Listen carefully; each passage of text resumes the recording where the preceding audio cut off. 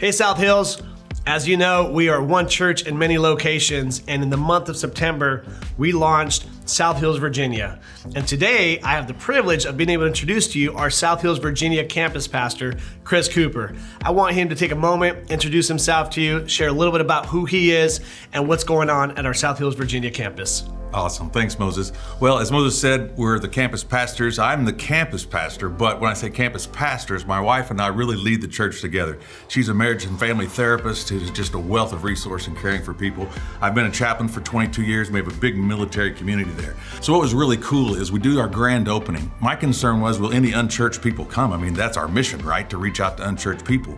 But a young man comes walking in, and we get to talking and find out he doesn't know Christ. He's never been to church. He says, I just met some of your people at the coffee house playing a game night, and they invited me, and I just wanted to have community and family. And that's the kind of family we're building in Virginia. And we've had a lot of good stories like that. But one thing I want to express today to you and to everyone is thank you for supporting us. A launch is a lot to do, it's expensive, and you have my personal guarantee we're going to do everything we can to make sure that's turned into a fruitful ministry in Yorktown, Virginia. South Hills, I just hope that you continue to pray for Pastor Cooper, his wife Stephanie, South Hills, Virginia campus, and as they continue to invest in this community. This is what we're all about, to be able to reach people in the community, let them know that there is a God who loves them, wants to be a part of their life, and that they can start a relationship with Jesus and start to grow in that personal relationship with God.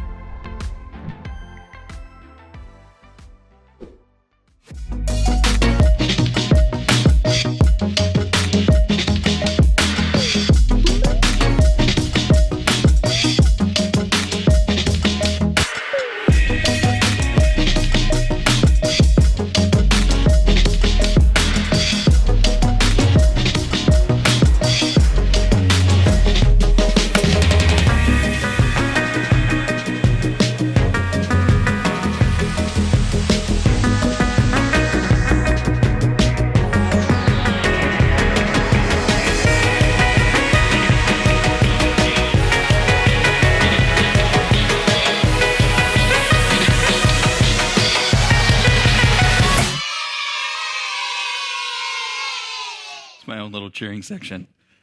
So I have a confession. I am not a goal setter, like, at all. And you're just like, we can tell, all right? Like, because if you set some goals and this is what happened, you need some different goals, all right? We can tell.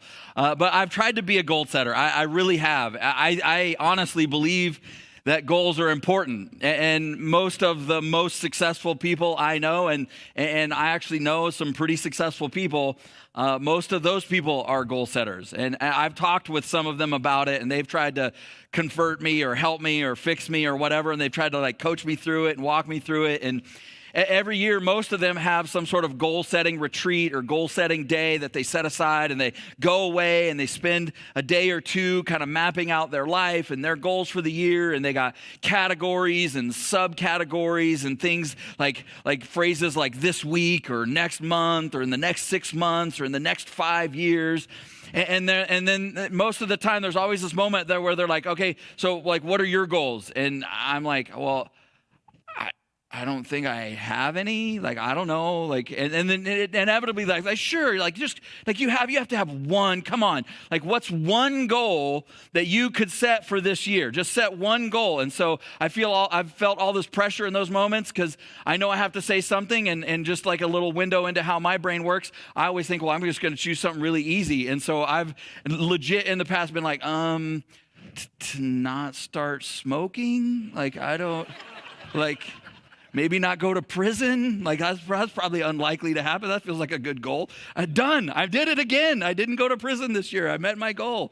But I've even done a couple of different like goal setting retreats with a couple of my like super goal setting, goal oriented friends in the past.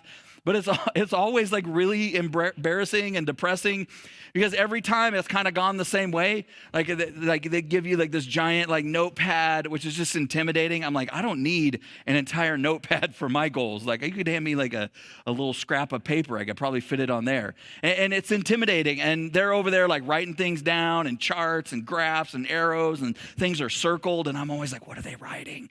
Can I just steal their goals? I don't know. And I'm over there like, God, please just give me a goal goal. Like, what do you want me to do? I don't know. What should I do with my life? What should I do with this year? I need a goal. And at the end of what always feels like the longest day of my life, they're like, okay, so what do you got? Show us. And I'm not kidding. There's been times where I've looked down and I got like 2 stick figures that are shooting each other. And I'm like, and one survived and the other bled out. I don't know what to tell you. And I feel terrible and I'm embarrassed because I know all the quotes, right? I know all the sayings. I know all the truth. They're like, if you aim at nothing, you'll hit it every time. Zig Ziglar was amazing, right? And I believe that.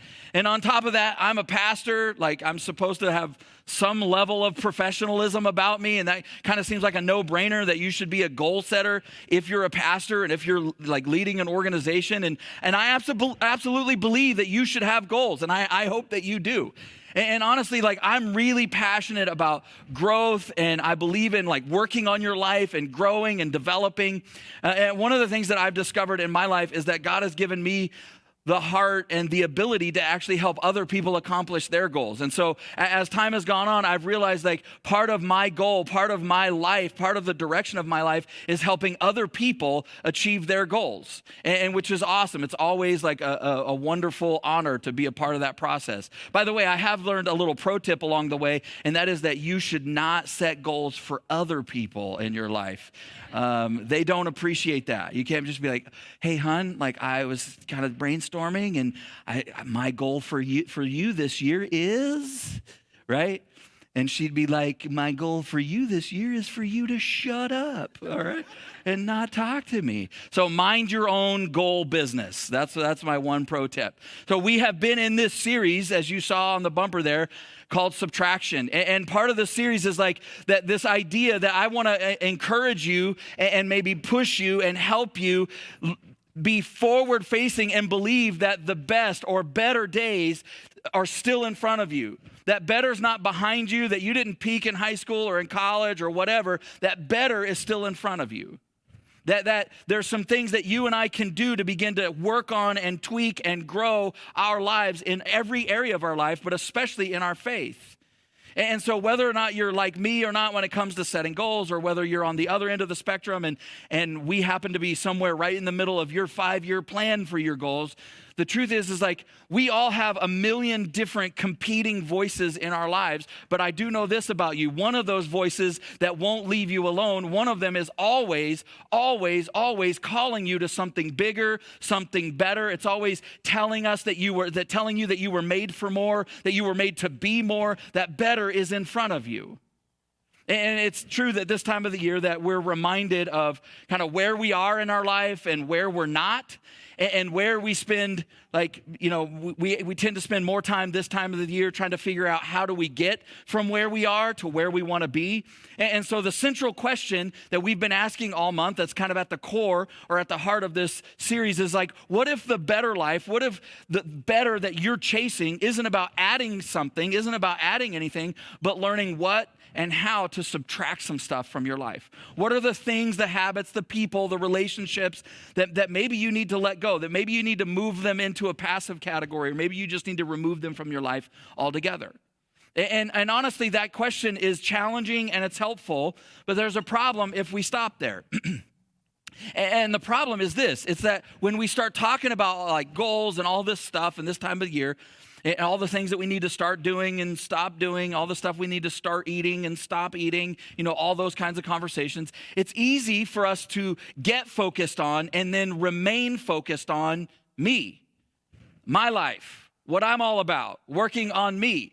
And while there's definitely some value there, if you stop there, if we get stuck there, that's a recipe for a really, really small life. See, we've all known people. We've all worked for people or worked with people. Maybe we're even related to people who are just really all about themselves. And they may be great people. They may live decent lives and they're working on things all the time and they're trying to grow. But no matter how big their life got, when you're around somebody whose life is only about them and always focused on them, no matter how big their life is, it always feels really small. And so in answering that central question, we've added kind of a central idea, a guiding principle, and that is this, that if you want to be a better person, if you want to live a better life, you actually need to do something to make the world, not just yourself, better. And this is such a huge part of this conversation, because the reason why this piece or this guiding principle matters, the reason why it's the central idea and it's so critical to us, is because it really is the starting point or the entry point to discovering and living a life of purpose.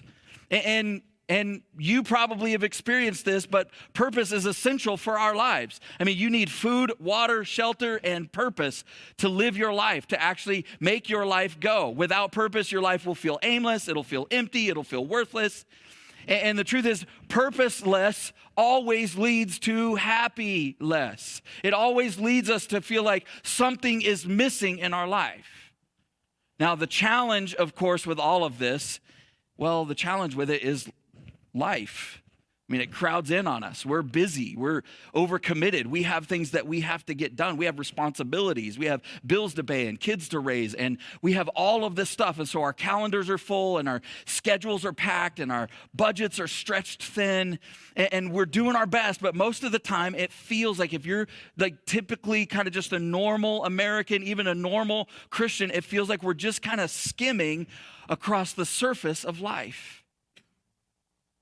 One of the things we've been talking about all month long is this idea that so often we feel so busy doing everything that we have to do that we don't have time to do anything that we actually want to do.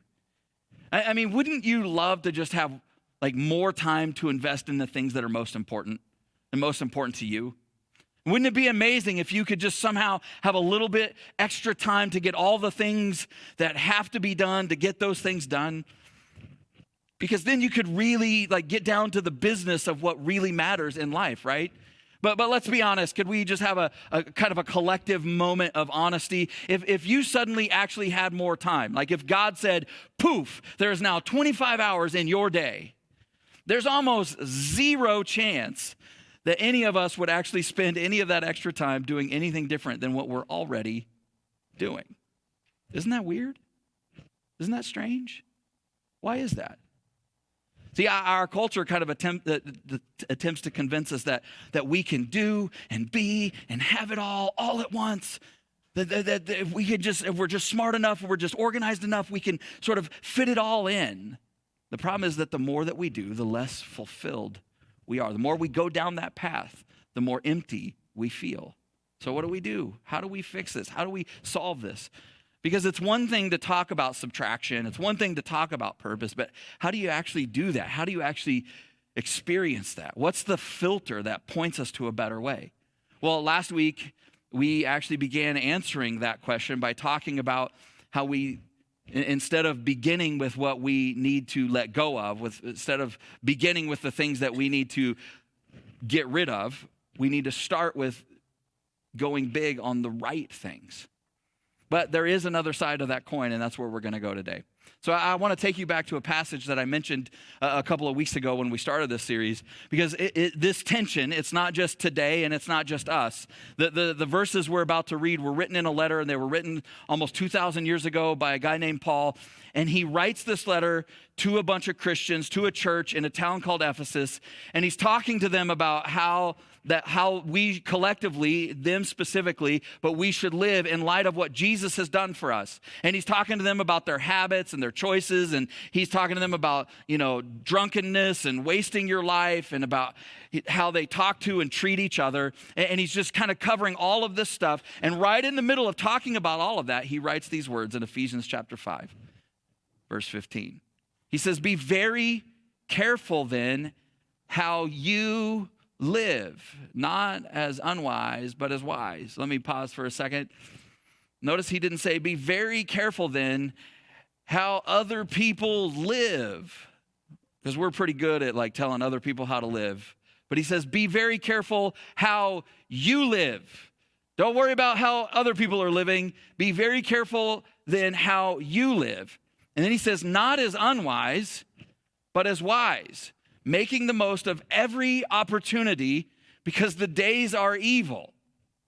Therefore, do not be foolish, but understand what the Lord's will is." And that's one of these passages where you're like, I think I agree with all of that, and it sounds really spiritual, but how do I do that? Like, how do I live wise and not unwise? How do I understand what the Lord's will is? I think it's really interesting that he says be very, not just a little bit. He's wanting to get your attention. He's wanting to get their attention. He's wanting to get our attention. Be very, very careful, because if you're not, you need to understand that there's a tendency, there's a pull that just pulls you away from the most important things to lesser important things. Have you ever had a car that's out of alignment? Man, so I'm a knee driver. Any knee drivers in the house? Heck yeah, it's mostly guys. Like, no, I don't think any ladies raise their hand. I'm a knee driver. Thank you, Joyce. So I regularly steer the car, drive with my knee. My wife, Hansi, she hates it. She's like, can you just please put your hands on the wheel? And I'm like, ooh, ooh. I'm like, you want to see how good I am? I'm going to make this turn. Yeah. So yeah, I'm all into that. And most of the time, it's no big deal and it's easy, but unless the car's out of alignment, then it's a little bit different, right? So my first car was a 1976 Toyota Celica, and my brother actually sent me a picture last night of a 78 Celica, and he's like, dude, you remember this? You remember these cars? Like, I can't believe this was your car. And he's like, what year was yours? And I was like, it was a 76. And he's like, oh my gosh, I didn't know it was that old. And I'm like, well, the problem is I bought it in 1990, so that's like buying a 2010 today. And he's like, oh my gosh, I can't believe we're that old. But my Celica, like, I hit a curb, and my Celica, let's skip over that part. My Celica got out of alignment like really bad. And it was like, if you let go of the wheel, it was making a left turn. Like, it wasn't just going to drift left. It was going to go. And so that's the picture, I think, of part of what he's talking about in these verses, that there's this pull.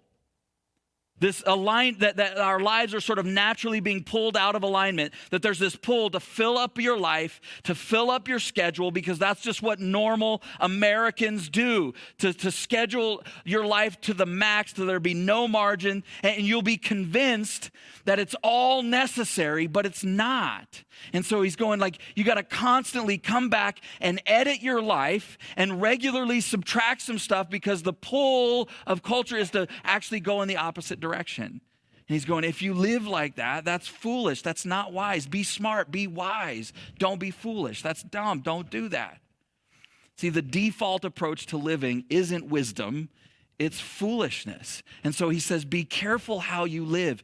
Be careful what you say yes to and what you say no to, because it's steering the course of your life.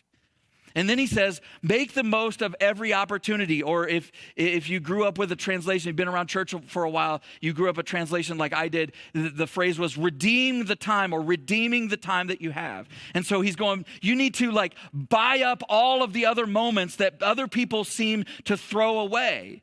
Let you get one life, so let your time be your chief commodity. Buy it all up and use it to build a life worth living. And when I was thinking about this week, I just started to think about, I wonder how many opportunities that I've missed in my marriage, how many opportunities I've missed with my kids to be present. I wonder how many opportunities I've missed in the world, opportunities to matter, to show up, to make a difference, to change somebody's life, to make the world a better place. But I just missed them, not because I didn't care, but just because I was simply too busy. And then he has this weird phrase that he throws in there. He says, redeem the time, or making the most of every opportunity, because the days are evil. Now, I know, like, in our culture and in our world today, like, we are aware that there's evil, right? We're aware that things are evil. And I know that when we read the Bible, we're always supposed to like pretend like it always makes sense, but sometimes it just doesn't. And even though the days are evil and we recognize that there's evil in the world, this feels like kind of an ominous phrase to throw into the middle of a conversation about not wasting your life. And honestly, it kind of feels out of place. So you may know this, but most of the New Testament, including this letter, this book to the Ephesians, was originally written in Greek. And the word that the Apostle Paul used when he wrote this letter that gets translated as evil into English as evil, it can definitely mean evil, like morally corrupt, dark. But it also has other meanings. It means bad or full of hardship and full of labor and annoyances. It can mean it's troublesome, difficult, or exhausting. And just stick with me for a second. I think it's possible for sure that he was just straight up telling us, look, there's a lot of temptation in life to do things that you shouldn't do, that are beneath you, that violate the heart of God and his intention for you. And the evil is real and in the world, and that's why you need to pay attention to this. I think that is entirely possible because that is all true. There's no doubt about that. But I also think it's possible that part of what he is saying is that there's this other side of it where he's going, look, man, as great as life is, sometimes it can also be really, really hard. And if you're not careful, you'll spend all your time chasing after things that will numb you and distract you from that reality. You'll spend all your time trying to escape how hard life is. And one day you'll look up when you're old and you'll realize that you've wasted your life chasing an easier life. Because the days are hard, they're difficult, they're troublesome, they're evil. And this is why the central idea of living a life that's bigger than us is so critical.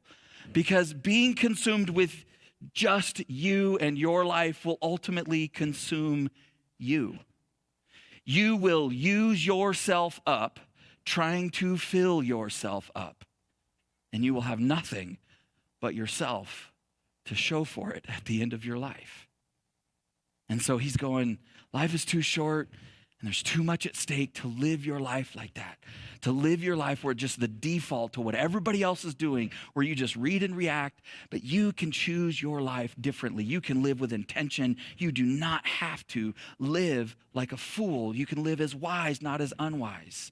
But you're going to have to do some subtracting. And he says, don't be foolish. Understand what the Lord's will is. Be wise, not foolish. Foolish meaning frantic and senseless and lacking perspective. Somebody who fails to grasp cause and effect. This is not a stupid person, but it's somebody who believes that they can have, be, and do it all. It's somebody who hasn't realized that if they don't prioritize their life, someone else will. It's not somebody who's dumb. It's somebody who doesn't realize how ridiculously in charge of their own story they are, but they keep getting trapped by their own choices. You may have seen this, but I recently found a picture that I feel like perfectly illustrates my life. Take a look. There I am, just cruising along, being the awesome me, and there I am sneaking up behind the awesome me about the club me with my own life and own choices. Anybody relate to that? Absolutely. So Paul is drawing a line for us, and on one side, there's the relentless pursuit of more, and on the other side is a life of purpose, or what he calls understanding the will of God. Now, none of us were here last week, but if you didn't happen to actually watch the message, I want to encourage you, you can find the podcast on all the streaming, but go back and listen because we talked about how God provides this GPS for our lives. But I wanted to juxtapose some of the ideas that he is actually using in this, where he, on the one side, he's got the pursuit of more, and you have things like temporary happiness and momentary satisfaction and short-lived kind of diversion and distraction. And on the other side, you have purpose, and you have lasting contentment, and you have sustained fulfillment, and you have long-term peace. And we look at that and we go, well, it's just obvious what we would choose. But we end up living as unwise. And we end up on the wrong side of that ledger. So then once we see our purpose, why don't we end up doing what we set out to do then? Why don't we end up being who we set out to be? Once we identify the life that we want, and this is who I want to be, and this is what we're going to be about, this is how I want to make a difference with my life, why don't we actually do it? Well, because it's just not enough to possess the wisdom to know what's important, but we have to have the courage to be able to say no to what's not important. And most of us aren't great at saying no. It's not that we're like horribly weak-willed people, or maybe we are.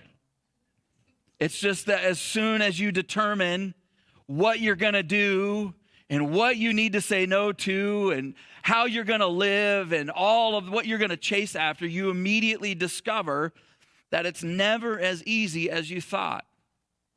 Don't you just hate like when somebody's selling you a product that you are interested in to try to better your life, whether it's like a workout or workout gear or whatever, like they lie to you because those people make it look so easy. And then you start doing it and you're like, this is the opposite of easy. I'm not doing this. You find out quickly that not everybody, when you start to make changes, not everybody is excited about your newfound clarity about what your life should be about as you are.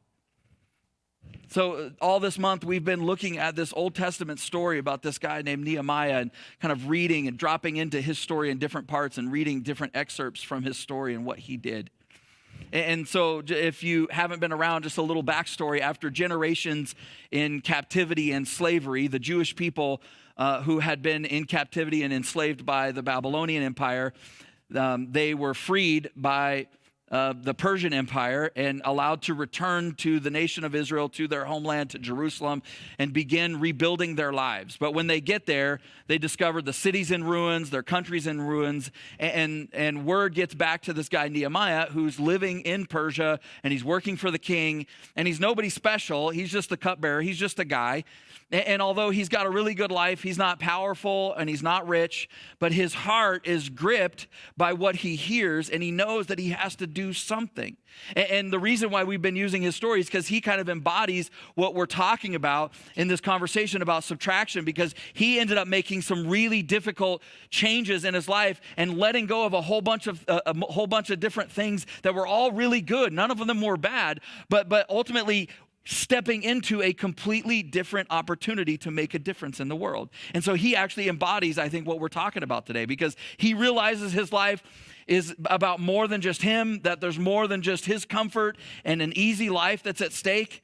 And so he takes this risk and he wisely makes the most of the opportunity that is presented to him. And he leaves his life and he goes back to Jerusalem to help the people there. And what strikes me about his story is that we actually look back now and we see like, oh, it's so awesome that he did this. And we see the wisdom of him choosing to do what he did. And we know how it all turned out and it all worked out great.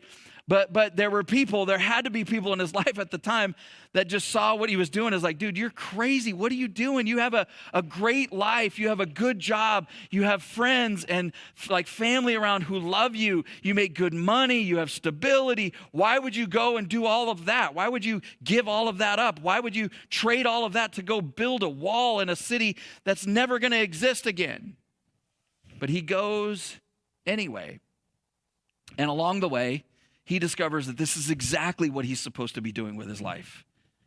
But it's the farthest thing from easy. There's resistance and there's pushback, and isn't that the way that it always is? There's always resistance. There's always pushback. There's always somebody who benefits from the status quo. There's always somebody who will benefit from your inaction. And in the story of Nehemiah, there's two guys in particular, and their names are Sanballat and Tobiah, and we're actually going to read a little bit about them right now. In Nehemiah chapter 4, it says this. It says, Sanballat was very angry when he learned that they were rebuilding the wall. And he flew into a rage and he mocked the Jews, saying in front of his friends and the Samaritan army officers, what does this bunch of poor, feeble Jews think they're doing?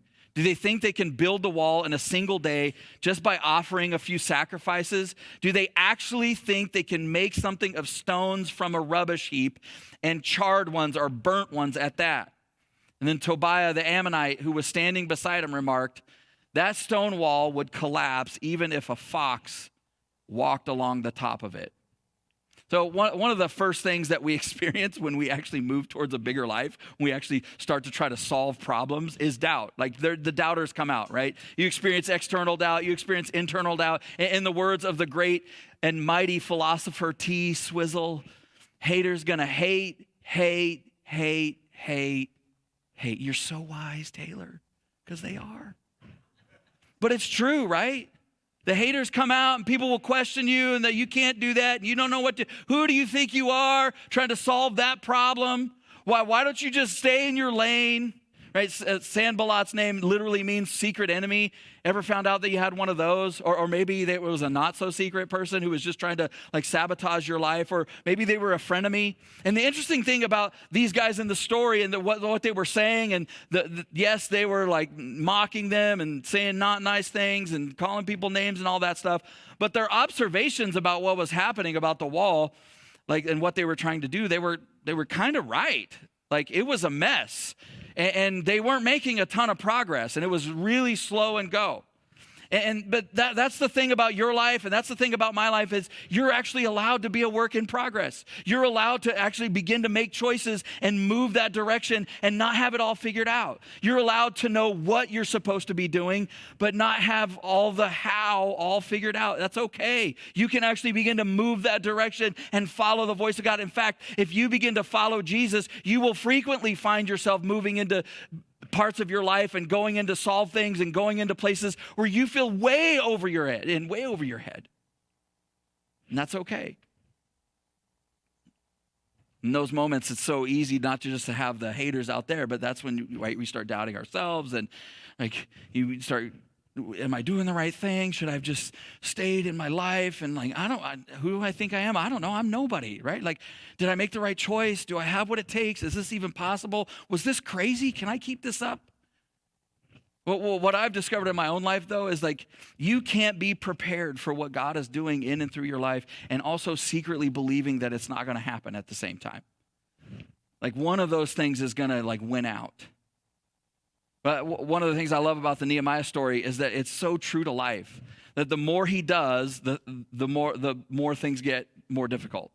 The harder it is. It's not easier. The more progress they make, it just gets more difficult. It starts out hard and gets harder. In fact, in a couple of verses later, it says this. It says, when Sanballat and Tobiah and the Arabs, the Ammonites and the Ashdodites heard that the work was going ahead, they thought that they could just mock them and shame these people into stopping. But when they heard that it was going ahead and that the gaps in the wall, they were actually making progress, the gaps in the wall of Jerusalem were being repaired, they were furious. And they all made plans to come and fight against Jerusalem and throw us into confusion. And then the people of Judah began to complain. Those are the people that are there working with him. Those are the people that he's doing this with. And they began to complain. They said, the workers are getting tired and there's so much rubble to be moved. We will never, ever be able to rebuild the wall by ourselves. So there's always a point when you're like trying to make a change. And if you tried to make a personal change, you know this. Right? But if you've tried to like go and help solve some big problem in the world, you know this as well. There's always a point where all the doubt kind of just feels like it turns into full-on resistance. Like, you can't do this. You should have stayed home. You shouldn't have even tried, right? It's where the confusion, because he says they're trying to be thrown into confusion. It's where the complaining starts. Man, this is hard. Why are we doing this? Can't we just go home? Does it really need to be? We're building a wall. Does it matter? Because people are complaining and there's confusion because the changes that you're making, the good that you're doing, surprise, it's really hard. And so the problems mount and the roadblocks are everywhere and things aren't happening as fast as you want them to, and you can't seem to get people on board, and you realize that there are people who don't want you to succeed, they don't want you to change, they don't want you to make a difference, and they're rooting for you to fail, or they're just sitting around complaining. When in 2013, we began the journey to adopt our son Kai from China,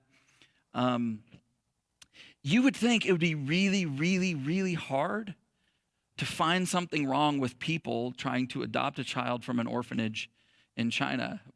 But people did it. They found all kinds of things. So the paper in our area came out and did a story on us because we were raising money to do it. And overwhelmingly, the comments to the story in the paper were negative. Why are you adopting a kid from some other country? There's plenty of kids waiting here. What's wrong with you? These people are probably just taking the money. I mean, it's crazy. It doesn't matter what you're doing. It doesn't matter how noble. It doesn't matter how great. It doesn't matter how beautiful or good your intentions are. People are going to go, hey, that's stupid. Don't do that. Why are you doing that? I don't want you to do that. And especially on, in the day and age of social media, People feel free to tell you their opinion about everything. But I love the picture that it gives us of how difficult it was. So it says that they're looking at this giant pile of rubble and they're going, how in the world is this pile of rubble ever going to become that wall? How is that going to happen? There was so much rubble to be moved. And when I read that, I thought, that is a perfect description of life. Isn't it surprising how much of life is just moving rubble around, both like literally and figuratively and emotionally? Like, you want to actually park your car in the garage, you're probably going to have to move some rubble out of the garage to get your car in there, right? You want to build a healthy culture at your work, you're probably going to have to move some rubble that left behind from the previous people, right? You have kids and want to have a clean house. I got bad news. There's going to be lots and lots and lots of rubble that you're going to have to move around. You want to have a better relationship, a better marriage? There's definitely going to have to be some moving around of some rubble of your own issues and some baggage and all that stuff. And it's certainly true when we're trying to build or rebuild or change some things in our lives or in the world. And so this is the point when most of us quit. Because we start wondering, like, is the reason this is so hard, is the reason this is so challenging, is it God telling me to stop? Is this a sign we shouldn't be doing this? And so we say things, ridiculously silly things that are not biblical at all, but we say things like, if God wants it to happen, it'll happen. I dare you to find a story in the Bible that follows that logic. And what we really mean is, if it's a lot of work, I'm just going to take that as a sign that God wants me to quit. Because if you read the Bible, you'd be hard-pressed to find any story in the Bible where God is angry with someone because they had too much faith or too much determination or they had too much resolve in doing the good. Like that God would go, why are you trying to do that good? Stop. No, that doesn't happen. There's no story like that. But what if instead of an easier path, God actually wants to give us bigger faith and greater courage? What if instead of making us more comfortable, God wants to give us unconquerable strength and determination and grit for the path that he's calling us to walk? The people were, by the way, did you know what the people who were complaining said? They said, we will never be able to build this wall by ourselves. We will never be able to do it. I can tell you this, becoming who God created you to be, doing the good that in the world that he created you to do, it will take you longer and it will cost you more than you want it to. But life and time are going to pass anyway, and the cost of not doing it, the cost of not becoming that person is so much higher. Also, it wasn't true that they were building it by themselves, and neither are you. God was always with them. It was his idea. He's with you. In verse 13, Nehemiah tells us what he did. He says, so I placed armed guards behind the lowest parts of the wall in the exposed areas, and I stationed the people to stand guard by families armed with swords, spears, and bows. This story might be one of the least sounding spiritual stories in the Bible, but is incredibly helpful in us actually learning how to implement change in our life.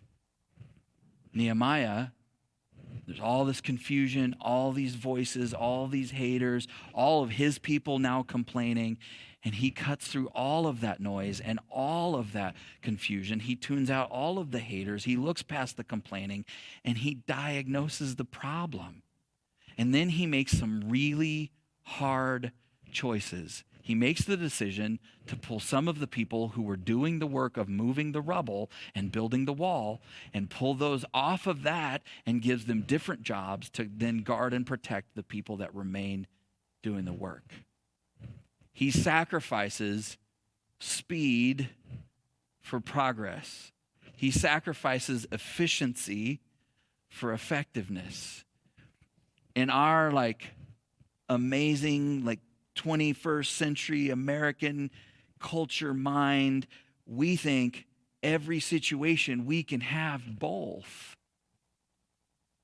But you might actually have to say no to some things and go, hey, I'm going to say no to efficiency so we can keep making progress. See, I think if I was there, I'd have been like, guys, look, I'm sick of all the rubble too. I'm sick of building this wall. Like, I'm going to go figure out where to build my house. But Nehemiah recognizes, hey, if we don't actually get this wall up around the city, it's not going to really matter what else we build. Because the people who are against us will just come in and tear it down and burn it to the ground. Last week, we actually talked about going big on the right things, and this is the other side of that, learning to say no to the right things. Saying no to a lot of really good things will enable us to say yes to the very best things. And I will tell you this, your yes has no meaning whatsoever if you never say no. And because of we live and are so blessed to live when we do and where we do, for most of us, the only person who will ever tell you no is you. Because you can just remove anybody else who tells you no. Your yes has no meaning if you never say no. So here's what I want you to think about. Here's what I want to leave you with. What are you saying no to right now in your life? What are some of the good things that you've said yes to, but if you were to honestly evaluate them, they may be the very things that are keeping you from addressing something better, from accomplishing something more, from doing something more important. I want to encourage you, I want to challenge you in 2024 to have the courage and the faith to say no what so many other people might say yes to, so that you can say yes to the very best things that God has for you in your life and that he has for you to do in the world. Because we look around and the world needs us to move out into the world with love and healing and work and care to actually make a difference. But so often we see those things and we're moved by them, but we just think it's too big and I'm too busy and I can't do anything about that. What if you just started small? What if you started with making a list of what needs to go in your life and you systematically started saying no to those things? In the last couple of weeks, I've gone through my phone probably 5 different times because I know that there's some stuff some apps I need to delete because they're just time wasters. And it's taken me 5 different passes to delete some of them because I'm like, that one I need for work. I've rearranged some things on my calendar. There's some stuff that I'm involved, some teams and things that I've been involved in for us as a bigger church that this year I've said, hey, I need to take a step back from that because it's not that that's good and I love it. Some of these things were really difficult because I love it and it matters. But I've been like, I need to devote time here. I need to lean into some things at our campus. I need to give the full focus of my time and attention and leadership to our church. Drop some meetings, let go of some responsibilities.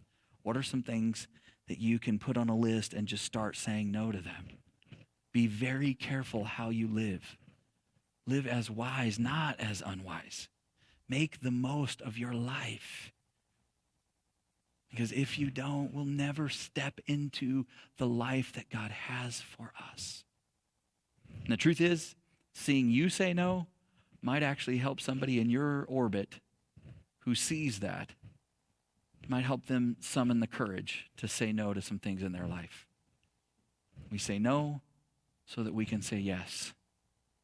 No, by the way, the most important yes that you can say is to the person of Jesus. Would you pray with me? Let's pray together.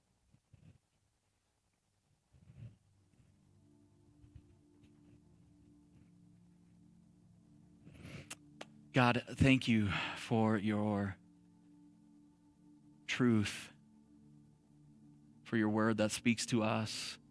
God, for these stories, men like Nehemiah. He was just a guy. He was just a man living his life, minding his business. He had a good life, responsibilities, successful. And all of a sudden, this thing came on his radar that he couldn't ignore. He couldn't unhear what he had heard.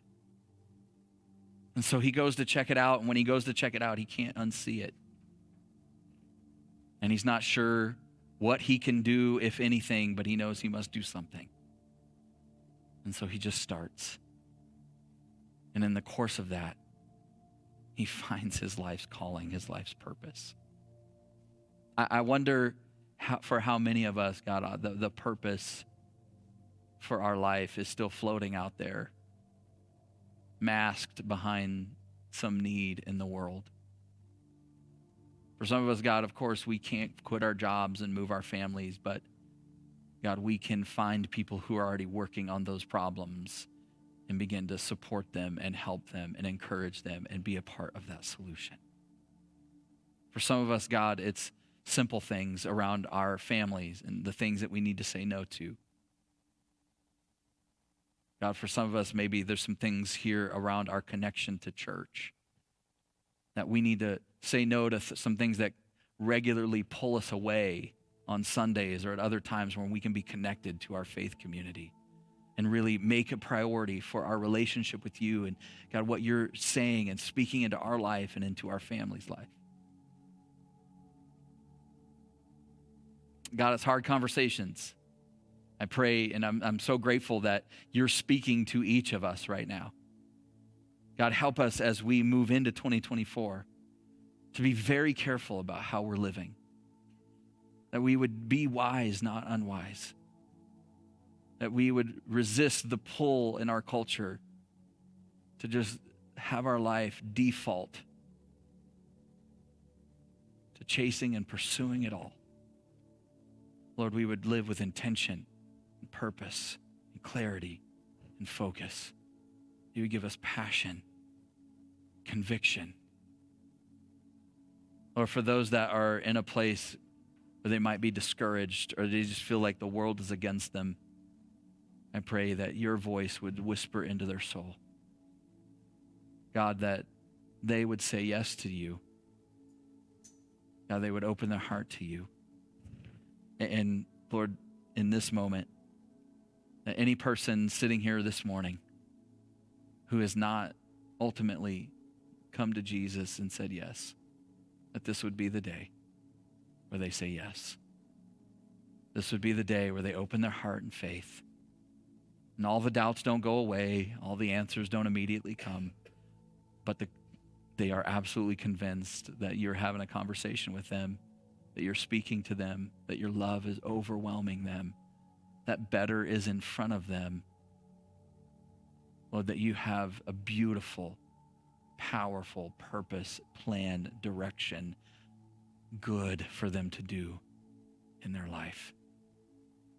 Lord, may we be a church that starts to be known that we're a family, a church family, that it's more, that we're about more than just ourselves. We're about more than just our church. We're about loving people, solving problems, doing good. Thank you for loving us, for finding us. We honor you this morning. In your name we pray. Amen and amen.